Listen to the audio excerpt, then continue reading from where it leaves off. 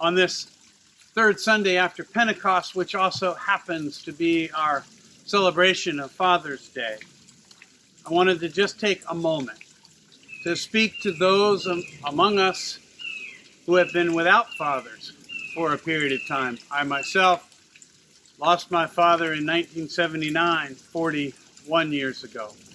So Father's Day for me has always been a little bit tinged with sadness, but since becoming a father myself, my daughters and my wife and family have made Father's Day, much like many other people's Father's Day, full of joy and happy memories.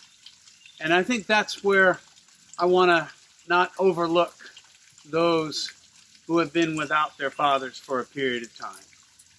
I just want to say that it isn't a deep sadness that stops one in their tracks, in his tracks or her tracks, but it is a time that we remember particularly keenly the fathers that we love and that we've enjoyed and have been a blessing to us.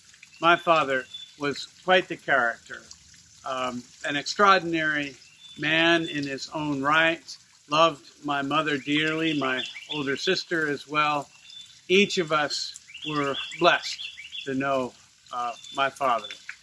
And it isn't a day that goes by that I don't in some way find myself reminded of my father's sense of humor, of his generosity, of his perseverance, of his faithfulness.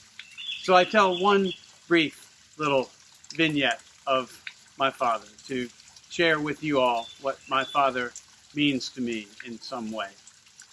And that is coming home at night from swim practice, from play practice, from some activity, a date or whatever, later at night when my parents were both in bed. My mother would be talking to me and my father would usually be quiet beside her in bed, reading his Bible. Every single night, my father would spend a half hour or so reading his Bible. He lived his Christian life to the fullest. A member of our parish church, a member of the vestry, treasurer for many years. My father was a very faithful, deeply religious man. And I've always been thankful for that role model and that example. And that will never change. My love for my father will never change.